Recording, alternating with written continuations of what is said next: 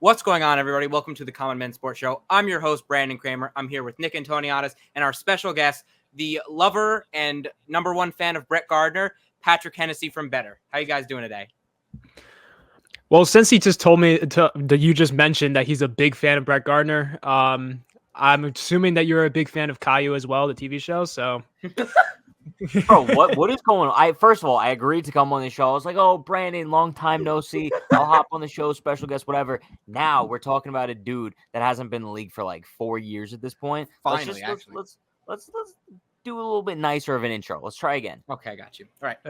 What's going on, everybody? Welcome to the Common Man Sports Show. No, I'm joking. your host. I'm joking. Good, because I'm keeping in Caillou because cool. Maybe we'll insert the clip of you pouring the water on your head after the home run in 2020. No, that's fine. Yeah. Perfect. All right. So the big topic of the offseason, besides, Ohtani and Yamamoto, is Scott Boras is trying to drive up the prices for his clients.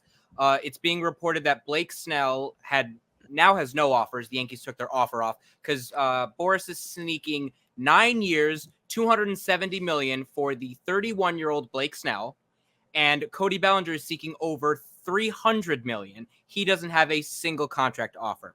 So I'm going to start with you, Pat. What do you think is wrong with Scott Boras? And do you think it's more of a Boras issue, or do you feel the players are kind of listening to him more? Bro, I think it's a little bit of both. I don't think Scott Boras is this big evil villain that a lot of people in the baseball world make him out to be. Bro, the dude's doing his job, right? He's trying to get as much money as possible from his players that he represents. And I think, unfortunately, this offseason, the two that are really the cream of his crop are Blake Snell and Cody Bellinger. Two really, really polarizing players in the sense of, I look at Blake Snell and he's probably the least dominating Cy Young winner since maybe Robbie Ray in 2021. Right before that, I'm looking at Rick Porcello when he won Cy Young. Sure, they have the Cy Young award to their name, but nothing about their season screams dominance. Nothing about it screams, yo, I got to go out and give this dude $300 million. Blake Snell just isn't that guy. And as far as Cody Bellinger goes, I think a lot of people have that same fear with him. As far as, his career's been so flip-flop. Who knows, if I give this dude $300 million, if he's actually going to stay MVP type candidate, or if he's going to bat 150 next year and play in 30 games. Who knows? So I think it's a little bit 50-50 in terms of what you put the blame on, whether it's the players or Boras or whatever it is. But I think overall, I think if anybody's putting the blame for this situation solely on Boras and demanding too much money, I think at some point you also have to take a look in the mirror and be yo, dude's just doing his job, right? Yeah, I'm going to agree with you on that. But first off, Rick Porcello did not deserve that Cy Young award. That was 100% for Justin Verlander. But the one thing I also kind of want to mention is that this offseason, there's been a lot of overpaid players. Teoscar Hernandez, he got a 1-year, $25 million contract. And I feel like that free agents at that point were if he can get that contract, I want to get that same contract as well. I feel like that's the main reason why someone like a Jorge Soler hasn't been picked up. A JD Martinez, yes, I know JD Martinez is 36 years old, but he was a starting DH in the All-Star game. He was hoping to get possibly the same contract, but I think that people are hesitant about that because, he's starting to get an age and all that. And I feel like that Boras is, like you said, is just doing his job. I mean, look at Pete Alonso, for example. This guy, he's expecting a contract year, and he decides, let me just go out there and get one of the best agents in Scott Boras because you'll have that crazy year, hopefully. And then once that offseason ends, he's going to get the biggest paycheck possible. So I think it's just that Boras is just doing his job, and the players know that his agent is they know what their agent is, and they're okay, now I want to be greedy and get this big contract. And brutally honest, Cody Bellinger does not deserve $300 million. And Blake Snell 100% doesn't deserve that. I think his only chance of getting a big contract was with the Yankees. I think it was 7 years, 170 or something. I think it was it was 5 years, 150. Okay. So his only contract. That was his only chance. And now both Bellinger and Snell don't even have offers. And they're okay, they're leaning toward Bellinger's leaning towards re-signing with the Cubs, but he doesn't even have a contract yet. So I think it's just more of they know who their agent is, and they're just trying to push other teams to give that contract. I mean, the thing with Bellinger, or at least that scared the Yankees, was his hard hit rate. He was extremely lucky last year, and he had a resurgence this year. But if you look at the other 3 years, he couldn't hit a baseball, striking out like it was 35-40% of the time. So, and it just also kind of feels like the year when you had Kimbrel and Keuchel both not even signing until the beginning of May. It's starting to feel like that. I mean, I think we're coming off, I think it was last year or the year before, where Boras had over $1 billion worth of his clients being signed. And this is the issue. Snell's coming off a Cy Young season. So you're like, okay, throw the bag at him. It was a very weak NL pitching class last year. The reigning Cy Young, Sandy Alcantara, was hurt all year, tore his UCL. And the only other competition was Kodai Senga. So at the end, who is going to give Snell $270 million? No one. He's honestly, I think at this point, he's probably going to get a 1 or 2 year deal. He's a Yankee, bro. Honestly, Blake Snell is a Yankee. Keep telling yourself that. If he would No, take I'm that, dead serious. No. Blake Snell, this is kind of a realization that I've had in the past couple hours now. Maybe it's kind of like influx in the past couple minutes. The Yankees are the definition of players falling into their laps and them capitalizing on it. Look at what happened with Giancarlo Stanton. He fell into their laps and they had no choice but to kind of just capitalize on that situation. Blake Snell, while the Yankees offered him a contract, apparently he said they rescinded it or something. Yeah.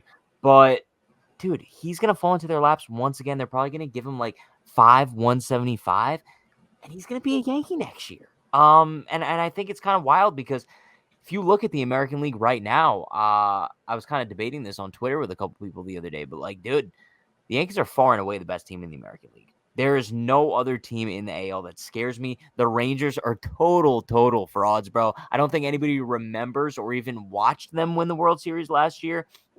They were a total fluke.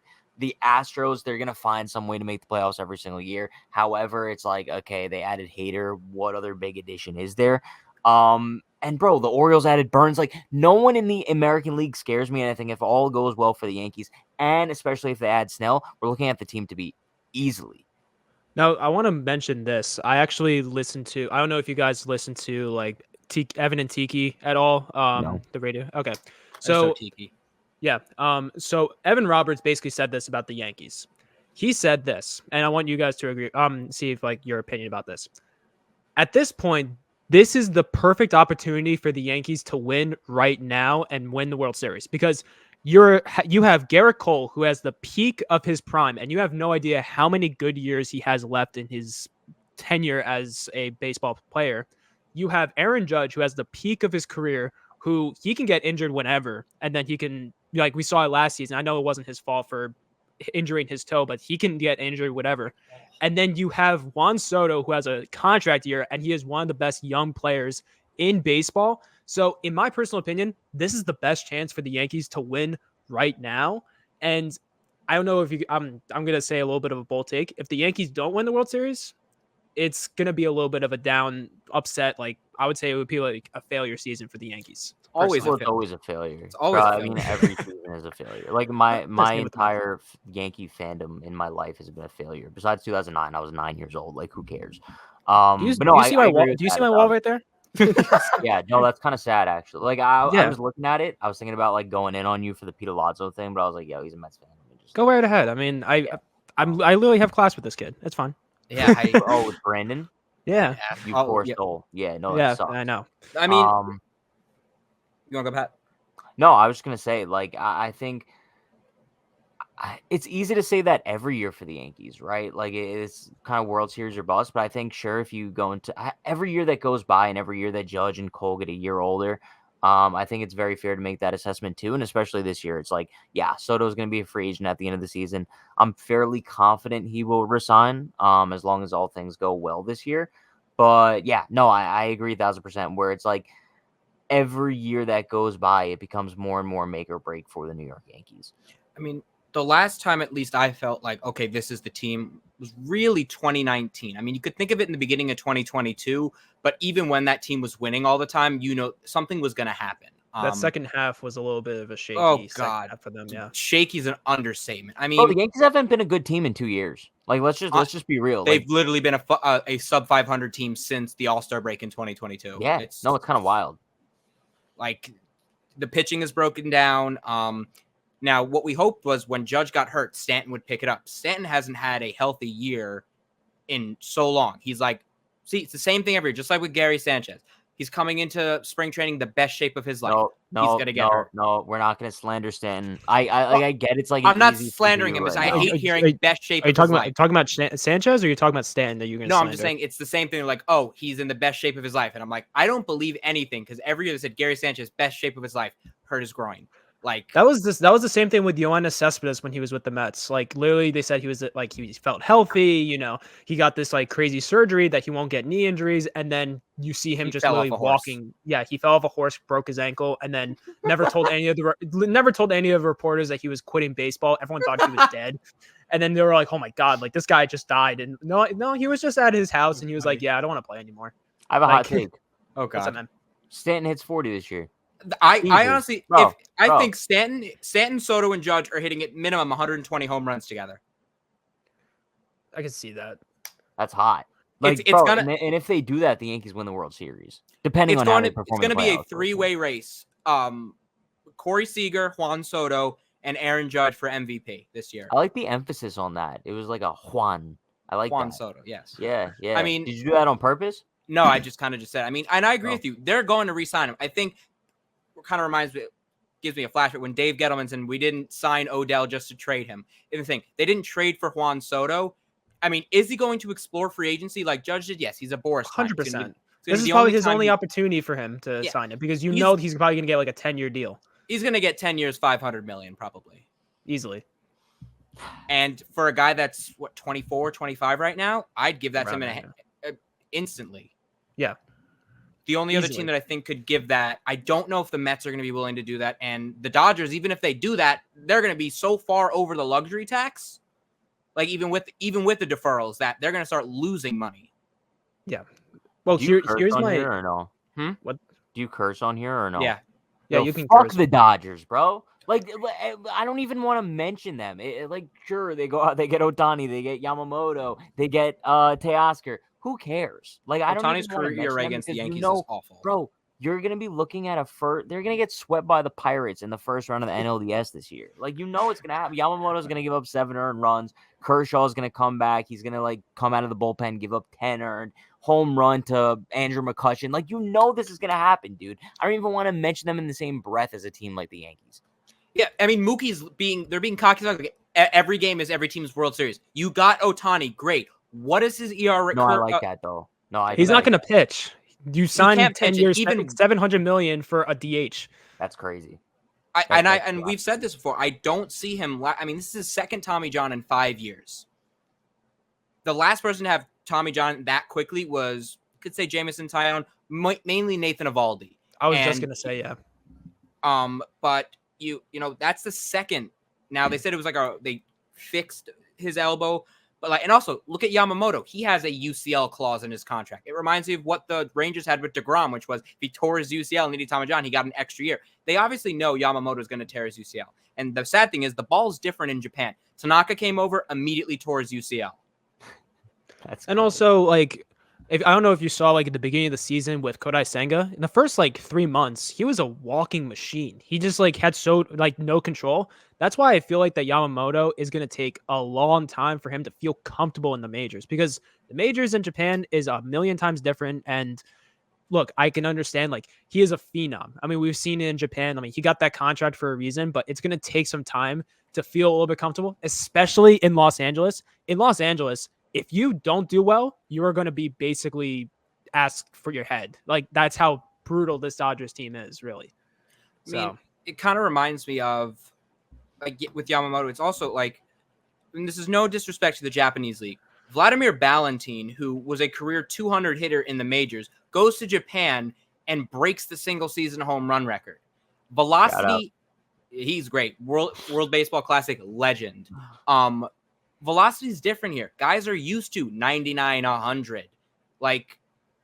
that's one of the issues with Chapman. When he started throwing a little bit slower, well, Chapman's just bad. But he's also older now. He smiles all the time. But like Chapman's not bad, bro. We're talking about a 2-time World Series winner. Aroldis Chapman. Okay. You know what's actually really funny? It's like you look at Chapman's career, came to the Yankees in 2016 and was with them until 2022. And kind of within like that 7-year span, he has 2 World Series. Not with the Yankees. With the Yankees. Yeah. He got traded to the Cubs and then re-signed with the Yankees, and then he got traded to the Rangers when he was a stint with the Royals. Yeah. Yeah. And now, like, how old is he now? Like 36? I don't know. That? Bro, like 36. I feel like, okay, that's crazy. It's not like the I am 12 with the crayon. Well, no. Did you actually see the article? That's an article from The Athletic. It's becoming a rampant problem that MLB wants to crack down on. Really? Yeah. Mm-hmm. Didn't people say that about Pujols? And it's 1,000%.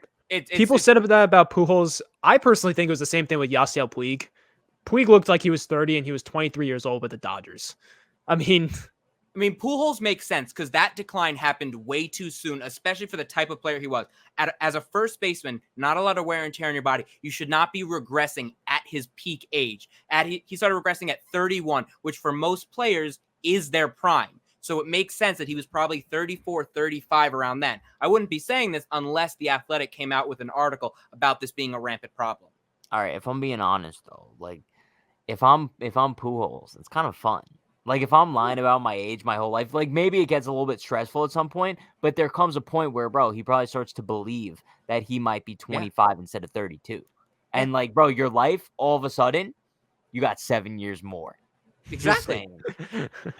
I might start doing that. Bro, I'm not 23, actually. I'm 14. Oh, God. Do we have to start? A 14-year-old that has a thick-ass beard like yours. Yeah, it's genetics. Just tatted. Continue, guys.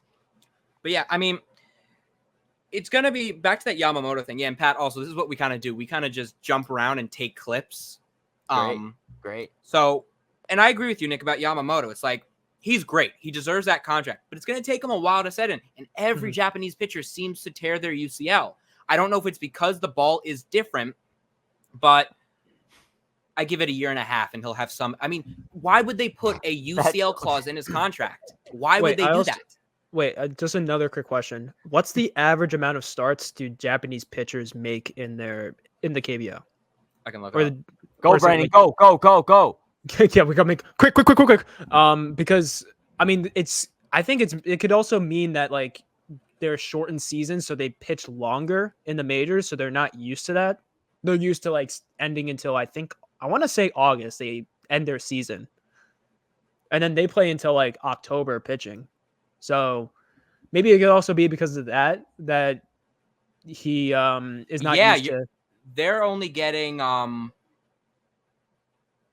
26, 25 starts a year. There we go. Usually major league pitchers get like 30 to 32. Most innings he's pitched in a season was back-to-back years of 193. That was it. Mm-hmm. And now like pitchers are squeezing into like, the 220, 230-ish, whatnot. So that could be because of it too. Just too much load on their arm as well. Not used to pitching in September and October-ish. He's in a Mickey. Oh God, Aaron Judge. The lights.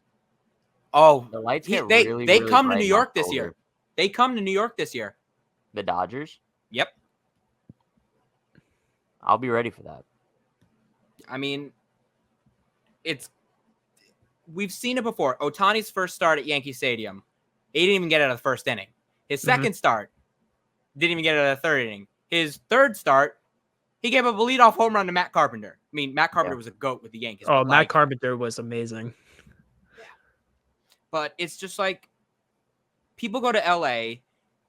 It's also lax because the fans are there. It's 50. I would honestly say 75-25. 75 tourists and celebrities, 25% actual fans. Whereas I would say Yankee Stadium kind of has a similar ratio, though. At least from what I've seen, last year, 100%. But 2022, during Judge's MVP year, that stadium was really loud just in May.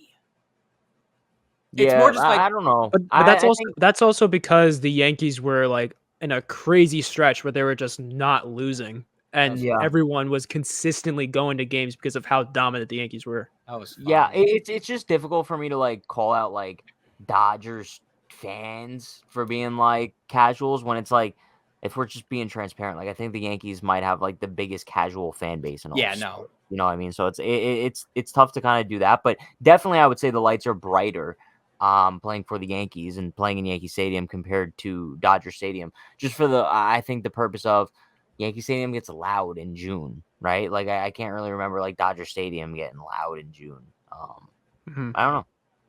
I mean, Mookie Betts says every game's the World Series, so it's probably not going to get a hit. But I like that though. I don't know why, but I kind of like the villain confidence coming out of the Dodgers. Like, you know what I mean? Like if this was a quote coming from Aaron Judge, we'd be eating this shit up. Oh, right? 100%. We'd be like, oh yeah, like that's my captain. Oh, we target on our back. We wanted this. Bro, the Dodgers set themselves up in this situation where they are public enemy number 1 in Major League Baseball. Right? Yeah. They have the most stacked roster we have seen since maybe the Warriors when they got KD, right? Yeah. And now they're kind of just feeding into it and being like, yo, come and take it from us. Like we're easily the favorites, and now you got to prove us wrong. I mean, that's what happens when you spend like what $1.3 billion this offseason and you're still paying, because I know they just signed James Paxton as well. They did sign non-deferred as well. $13 million. Yeah. What? $13 million for James Paxton. James Paxton got $13 million. Yep. For 1 year. Yep. Not deferred as well. Straight up $13 million. Yeah, I'll see you guys later. Bro, what? Yeah. No, like I think they're just putting themselves up, being like, okay, we know we're the best, so come and get us. Well, they need depth. They need pitching depth, and we all know once Kershaw's healthy, they'll sign him mid-season. Although his arm is shot, he had a severe shoulder injury. Not the hamate bone though. Remember that, Pat? Not the hamate bone. Yes, correct. Yeah. He's not even supposed to come back until July anyway, so he could possibly be like a late signing before deadline. Let me say one more thing on this Yankees-Dodgers thing. I like villains. I'm a huge fan of villains, especially in the sport of baseball. And I think if you're kind of looking at like a premier perfect World Series matchup, I know we've been saying it for 10 years, but it's like the two biggest villains, Yankees and Dodgers. Going close in 2017. Yeah, sure. And that's why I'm kind of looking at it. It's like, yo, both of these teams are probably in their biggest villain arc of the past 10 years as well. It's like, dude, the Yankees have the potential this year to be one of the most hated sports teams ever. Like you're looking at what they acquired and the new grit that they've kind of brought into the clubhouse with Alex Verdugo, Juan Soto, Marcus Stroman. Dude, if the Yankees are good this year, they have the potential to be one of the most like teams I've ever witnessed. So I think it's going to be very, very interesting, because if they suck though, it'll be a clown show, right? Like with Stroman acting dumb, with Verdugo acting dumb, with Soto doing a shuffle, even though the Yankees are 10 games out of first place. Like it could get weird, but I think best case scenario, you're looking at like 2004 Red Sox type grit. Yeah. Do you guys want me to hear a hot take that you guys might get annoyed by this? Oh, God. The Yankees are not the evil empire anymore. Oh, no, that's not a hot take. Okay, because like I know a lot of people were like, "Oh, the evil empire is back," and I'm like, if it was the evil empire still, you guys wouldn't sign Marcus Stroman, a guy who's been shitting on you guys for most of his career, and then he's like, "All right, now I'll sign with you guys." Pat loves Stroman. It's just more of like, because look, Stroman had a big mouth. He does. He has a big mouth. He had it ever since he was a Toronto Blue Jay. He was against the Yankees when he was against the Blue Jay, and then he goes to the Mets, and he's like, "Why would I be a part of the Yankees?" And then he signs a deal with the Yankees. It's just more of like, okay, we forgive you for this specific stuff. Now let's go win. I think that's what the Yankees mindset is right now. They're not the evil empire. If you want to talk about an evil empire, you could say the Dodgers or even the Houston Astros, because Houston Astros always find a way to make it to the championship series and the World Series. They're literally the fucking Kansas City Chiefs of baseball. I mean, in 6 months, like that statement could be a lot different, though. Like a couple months into the season, the Yankees could easily turn to the evil empire. Like I said, like if all those things go right and they're like real douchebags again, could easily turn into the evil empire. But I think as far as Stroman goes, it's like I think the Yankees realize, and I think everyone else realizes, that all these years of him having such a big mouth and bad mouth in the Yankees, like it really just came from jealousy. I was going I to think, say that. I was yeah, going to it, say No, it I that. really agree. it came from a point where Marcus Stroman wanted to be a Yankee so bad, and I think he was just so hurt from Brian Cashman's comments and that they didn't pursue him when he was a major trade target. That he was just really salty. It's like, bro, like let's say you ask this girl out to prom that you really want to go to with, and she rejects you. It's like, shit, bro. Like I didn't want to go with you anyway. It's basically that exact thing. So I think Stroman was just a little bit salty from being rejected. And first off, great signing. I thought it was a great signing overall. But it's also like Yankee fans. I don't know if you guys follow on Twitter. Like once Yamamoto signed with the Dodgers, they're like, "Look at Alex Verdugo getting a base hit off of Yamamoto. We didn't need him anyway." It's kind of like that same feeling. That Yeah, I mean, like but just as far, I mean, I think it's difficult because like obviously the Yankees have one of the biggest fan bases in the world, but kind of like what I said before, like I think there is a very casual aspect to it, and I think if you judge the Yankees fan base solely on like Twitter accounts and that Ugh, stuff, yeah, trade it's not a suggestion. great representation. I don't know, bro. It kind of is what it is. I'm just looking forward to seeing how the season plays out because it could go so many different directions, right? Like I don't know. I'm a lot more optimistic for the Yankees this year than I was last year. Just because last year going into the season, the only difference was what Rodon and the calling up of Volpe. But this year, there's a lot more question marks and exclamation points. I mean, it all depends on if Carlos Rodon is back to normal. Now, I'm going to be the optimistic person I Yo, am. I'm sorry, Brandon. Why is it Rodon? Because I know that's that's the correct I have pronunciation. no clue. Doesn't it have the? It's just like, why is Brett Favre when it's spelled Favre? Like, No, it's different because or like Logan O'Hop with O'Hoppy. the Yeah. English language is weird, right? But Carlos Rodon is Spanish, correct? Yeah. Okay. He has the accent mark above the O, correct? Okay. Yes. Does that not significate O? So like Rodon. Does it? I took 1 year of Spanish in 8th grade. I could be wrong, but every time I bring this up, it bothers me a little bit. So just continue. yeah, I mean, if I believe the reason why he was so shit last year was because he was hurt and he tried to pitch through it. If he's healthy, because a back injury can impact his slider. David Cohn mentioned it a lot. He was flying open, which had his slider become extremely flat and it got crushed. Now, he does need to learn another pitch. He cannot survive with fastball slider. But luckily we have Matt Blake. But it really depends if Rodon and Cortez are both if Nestor doesn't, he did have a rotator cuff injury, which is pretty severe. If they're pitching, maybe not the best they can be, but like sub 4, maybe 3.5 ERA, the Yankees will be fine. Because remember, last year it was Cole and then a bunch of misfits. Sure. Clark Schmidt was good. If Clark Schmidt takes that next step, great. And also people forget Zach Efros or Scott Efros, Zach Efros. Efros is coming back. Zach Efron. Really? Yeah, Efros is coming back this year. He had Tommy John literally when we traded for him. So I do wish they would have signed, one more bullpen arm. I thought they could have, made that move for Hector Neris. It looked like it was quite cheap, but again, I don't care though. Like I've seen a lot of people throughout, like, oh, the Yankees need to add more bullpen pieces. What are the Yankees doing? Fine. Oh, Maton flies off the board. Oh my God, the world's over, bro. Do we not know that the New York Yankees, if we can give them credit for one thing, it is building golden bullpen arms out of literally nothing. They don't have to go out and sign dudes. They could call up some random ass dude from AAA that we've never heard of in our lives. Hell, call him up from AA. Work their magic, and he will have a 1.75 ERA in 35 appearances this year. That's just what the Yankees do best, so I'm not concerned about their bullpen at all. Bro, we're looking at a team that's had a dominant bullpen for probably like over a decade. Yeah, no, possibly, decade. Yeah. Whenever they got Andrew Miller, whenever they had Andrew Miller. In 2016, even when you guys traded away Chapman and Miller, you guys were above 500, even with like a bullpen that doesn't have those. Tyler fucking Clippard. Yeah, Tyler Clip. Oh my God. Justin Wilson. Like the Yankees. I love Justin Wilson, bro. And it's weird because they always seem to kind of give up on these dudes when they realize it's time. Like Wandy Peralta, for example. Like, sure, I wanted him back, but I wouldn't be shocked at all if he has a 6 ERA this year. It's how relievers go, and that's why I'm never going to be upset over a team not spending big money on them. And like look at Edwin Diaz, right? Like he got that massive contract, bang, dead. Like who knows if he's ever going to be the same again. Yeah. That's a good point. Now I want to talk about this because since we're talking about bullpen, so for the Mets, their main focus was the pitching. They go out there and they sign Luis Severino. They go out there and sign Sean Manayer. They acquired Adrian Hauser, even though their expectations was we're going to go get Yamamoto, we're going to get this player, we're going to get that player. But that didn't happen. We're kind of just to the point that let's just try to get into the wild card. So they go out there and they sign some pretty solid relievers. They get Michael Tonkin, they get Jorge Lopez. They bring back Adam Ottavino, which was honestly, in my opinion, my favorite signing because he declined an $8 million deal and then we got him back for $4 million.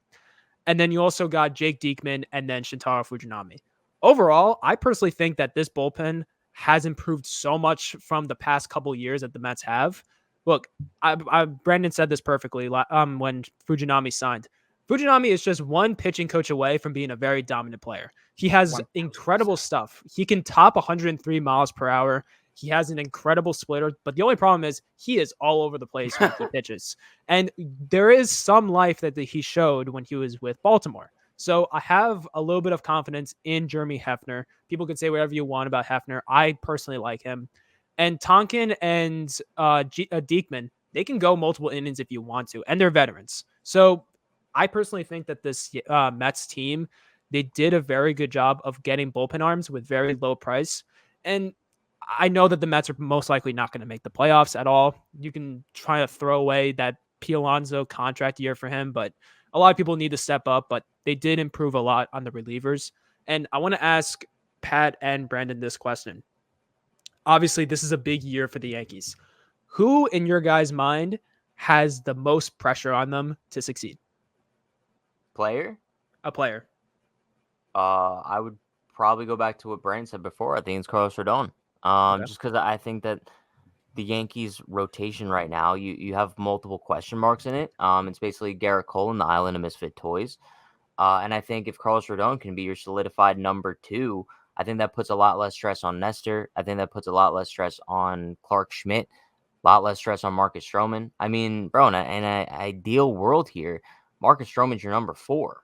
And if Rodon and Nestor pitch up to their capabilities and stay healthy, might have the best rotation in Major League Baseball. And that's if all things go right. Because, dude, Marcus Stroman, I think worst case scenario, he gives you a 4 ERA. And if He that's what doesn't you're give up getting home from your number runs. 4 That's the starter, big thing. He's exactly very much a ground ball pitcher too. So he doesn't strike out a lot, but you have a very good infield. I mean, you have a reigning Gold Glove winner in Andy Volpe, and then you have those My other guy. top players. He can smile. He can smile. Don't forget, he can smile. He can smile. Yeah, sure.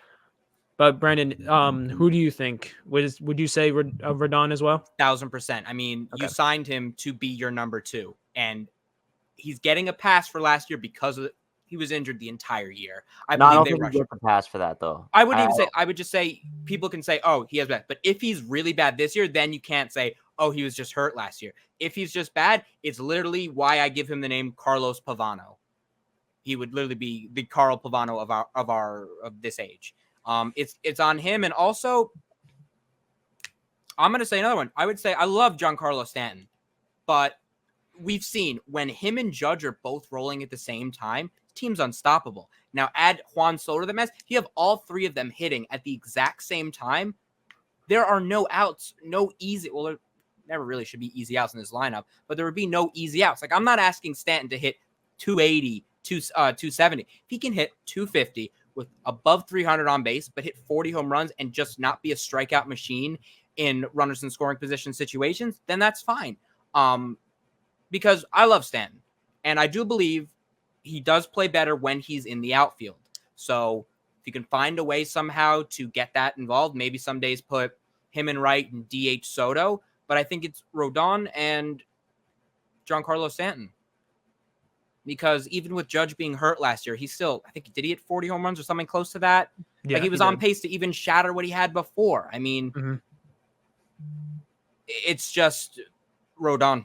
You paid him the big bucks. He needs to go out. We're not asking him to pitch like a sub 2.5. If he can just be like a 3 ERA pitcher, striking out, 12 per 9, that's fine. And I think Stroman's going to be a great, I've always said this, have someone pitch. So whoever pitches before Cole, if you had Snell, like this was going to be a wild thing, but if you have Snell, if you can somehow have Snell pitch the day before Cole, Snell doesn't go more than 5-6 innings. Garrett Cole's guaranteed to go 6-7 innings. So, but yeah, I mean, it's just to really wrap it up. It's just those two. As long as if Rodon pitches the way he pitches, I agree with Pat. This can be the best rotation in baseball. Stroman is a ground ball pitcher. He loves Patrick Hennessy as well. Bro, this needs to stop. Like it's kind of annoying too, because I tagged him in my Instagram story. I was like, "Oh, welcome to the Bronx." He saw it and he didn't like it. He's being salty as always. But that's the thing that I am worried about with Marcus Stroman. What Pat said wasn't even a sprinkle of how ruthless New York media can be. I didn't say anything to him, bro. He didn't even say anything. He was just being honest. Stroman was just like, "Oh, someone's not tweeting amazingly positive things and saying I'm the best pitcher." And then he just goes after people. Can I say something real quick? Yeah, of course. I made that Volpe tweet last year that Stroman responded to, called me a loser. I stand by that. Like I still it's never something I'm gonna like take my opinion away from. Like, dude, I love the New York Yankees. I want to see them win every single game. If you don't win, you lose, right? And sure, you might have hit your first career home run, but I don't want to see you smiling after the game. And that's why blow that lead. We blew that lead as well. It was a blown lead. It was kind of like it was a rough loss too. I'm pretty sure, but dude, that's just my thing. I don't know. I think that's why it's like with the Marcus Stroman thing. If he's especially gonna insert himself into things that don't even like regard him, it's gonna be a really, really long season. They might take away his Twitter account. And also, by the way, he hasn't posted a lot recently anyway. So I was gonna say that we've noticed, at least with a lot of Yankee players. I don't know. I think they have a social media kind of like teacher or something. But I agree with that. Like, and Nick, just to give you some context, it was after the Yankees lost. Volpe hit his first home run. Pat tweeted something about he doesn't want him smiling. And I agreed because hopefully like Stroman, stay off of Twitter. Don't be like Kadarius Toney, tweeting and making Instagram videos of literally anything. But it really just, I think there's no in between. The Yankees are either going to be literally what they were last year or the best team in the American League or the best team in baseball. I do not see an in between. It's a good point. It's one or the other. And it just, as long as I don't see a guest appearance of the bald man and Pat doesn't see a guest appearance of the bald man, I knew there were some rumblings I heard about them maybe doing like a tribute game to him. And I'm like, please no. Why? Please no.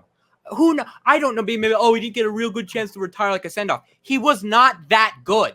Yeah, but also that was his own fault, right? Like, yeah, it's kind of like me where it's like, yo, if I stop making YouTube videos, I can't expect people to give me a party because I kind of just overstayed my welcome. Yeah, I mean, kind of like you, Brandon. Like no one's gonna sit here and like compliment your fashion choices when you have a great flannel sitting behind you and you don't have it on. You know what I mean? It's like go throw it on, go put it on. No. First, I want to thank you, Pat, for coming to the podcast. Hopefully we could bring you back on during the season. We do plan on all going to a Yankee game one time. So Pat, if you want to join along, we'll probably. I would love to. No, I would love to. Let's go. Make my day. Yeah, we're looking. I don't think I'll make it. Bro, literally, just when I text you and say, "Hey, I have cheap bleacher tickets," let me know. I mean, we play the Marlins in one of the first home series, and then the Athletics. Tickets right now in the bleachers are $10. I'll go. I'm not like a huge bleacher guy, but like if bleachers are that cheap, you can just walk around the stadium and sit somewhere else. I like walking around the stadium. That's one thing I do like doing. I like walking around the stadium. I like looking at what's going on. I like looking in the gift shop. Dude, it might be the bottom of the fourth inning, top of the fourth inning. I like to watch when the Yankees bat, but nothing crazy is going on, dude. And like, I don't know, like Clark Schmidt's on the mound. I'm not sitting in my seat the whole time. I like walking around the stadium. Yeah, I mean, hey, but before we end, there's two great series this year for the Yankees. Braves come into town and the Dodgers finally come into town. So, yeah, but thank you again, Pat, for coming along. Everyone go check out BETR. It's great. And yeah, hopefully everyone has a great weekend. And please do not watch the Pro Bowl.